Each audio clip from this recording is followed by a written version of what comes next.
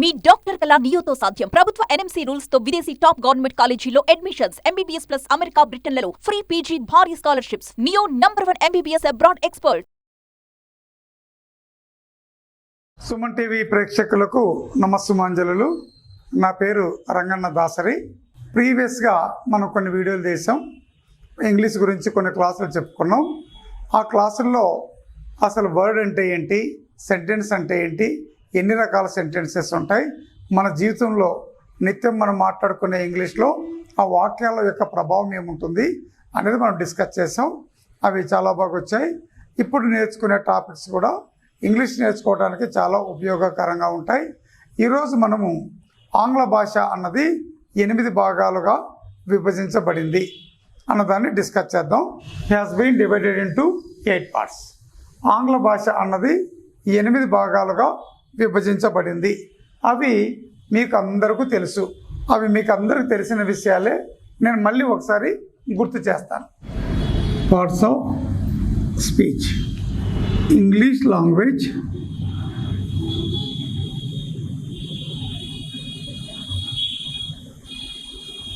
English language has been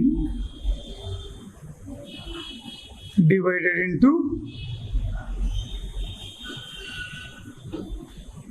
8 parts. English language has been divided into 8 parts. ఆంగ్ల భాష అన్నది 8 భాగాలుగా విభజించబడింది. మనకు అవి తెలుసు. అవి ఏంటి? Number 1 noun, number 2 pronoun,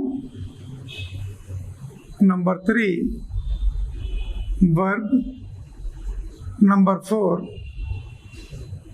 adverb, number 5 adjective,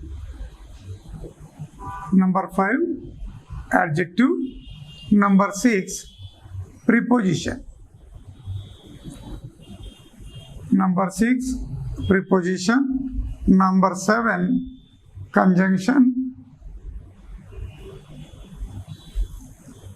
number 8 interjection, number 8 interjection. ఇవి మనం ఎందుకు నేర్చుకోవాలి?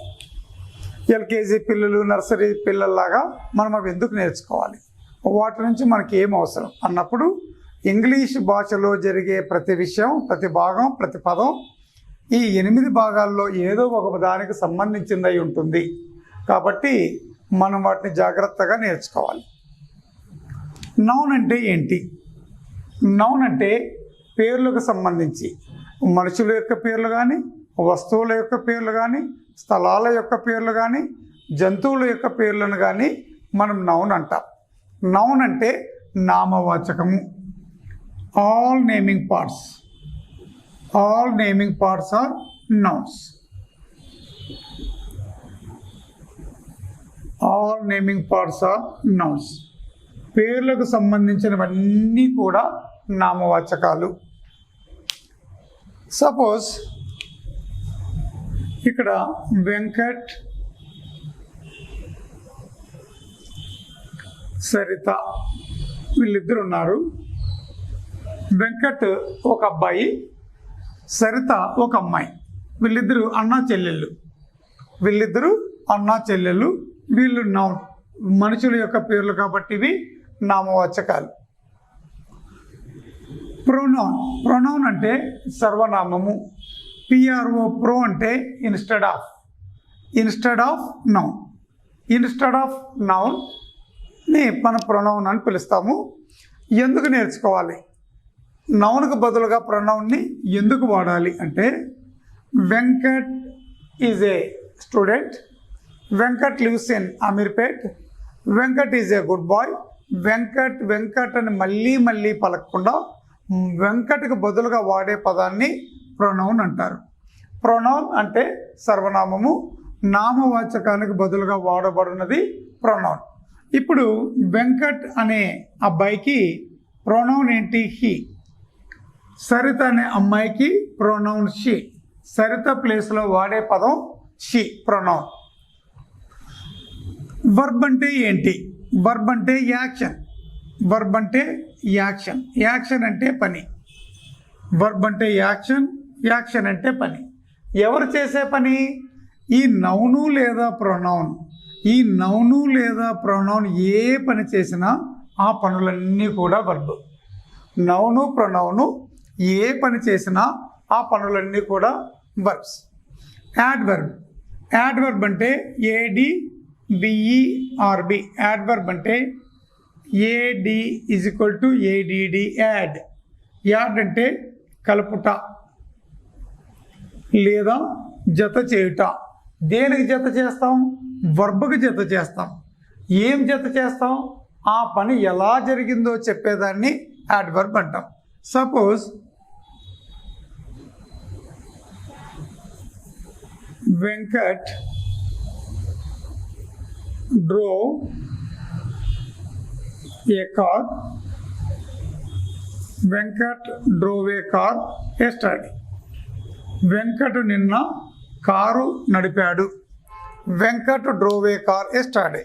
ఈ నౌను ఒక పని చేశాడు, కారు నడిపాడు.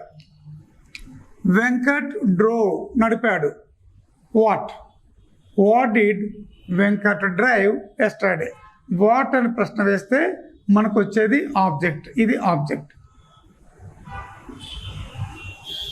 ఈ డ్రోవ్ అన్నది వర్బ్. వెంకట్ చేసిన పని డ్రోవ్ అన్నది వర్బ్.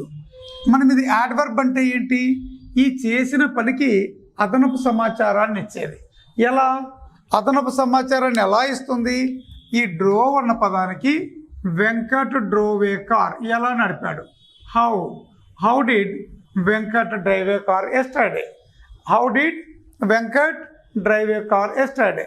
వెంకట్ నిన్న కారు ఎలా నడిపాడు. ఎలా అన్నప్పుడు కేర్ఫుల్లీ, జాగ్రత్తగా నడిపాడు. Venkat drove a car carefully, చాలా జాగ్రత్తగా నడిపాడు. కేర్ఫుల్ అంటే జాగ్రత్తగా. ఈ పని ఎలా జరిగిందో చెప్తుంది కాబట్టి ఆ పదం యాడ్వర్బ్. ఆ పని ఎలా జరిగిందో చెప్పే పదాన్ని యాడ్వర్బ్ అంటాం. ఇప్పుడు యాడ్జెక్టివ్ అంటే ఏంటి? యాడ్జెక్టివ్ అంటే విశేషణం. విశేషణం దేన్ని చెప్తుంది? ఇది నౌను ప్రొనౌన్ గురించి డిస్క్రైబ్ చేస్తుంది. Adjective is a describing word. Adjective is a describing word which describes noun are pronoun. ఈ నౌను లేదా ప్రొనౌను ఎలా ఉన్నారో, నౌను లేదా ప్రొనౌన్ యొక్క గుణగణాలను చెప్పేదాన్ని యాడ్జెక్టివ్ అంటాం. Example, Venkat is good boy. Venkat is good boy. Venkat మంచి బాలుడు. ఈ గుడ్ అన్నది adjective. Venkat is good boy. Venkat మంచి బాలుడు. Saritha is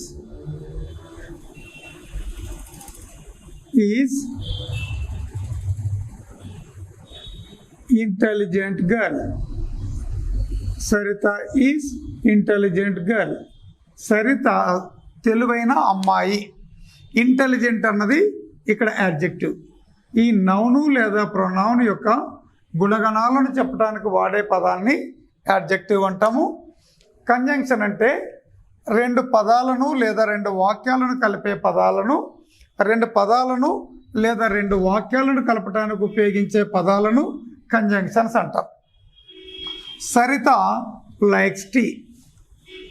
Saritha likes tea. Saritha likes tea and coffee. Saritha tea మరియు కాఫీని ఇష్టపడుతుంది. ఇక్కడ అండ్ అన్నది కంజంక్షన్. అండ్ అన్నది ఇక్కడ కంజంక్షన్. టీ అన్న పదాన్ని, కాఫీ అన్న పదాన్ని కలపడానికి ఉపయోగించబడుతుంది కాబట్టి అండ్ అన్నది ఇక్కడ conjunction. Third last one, interjection.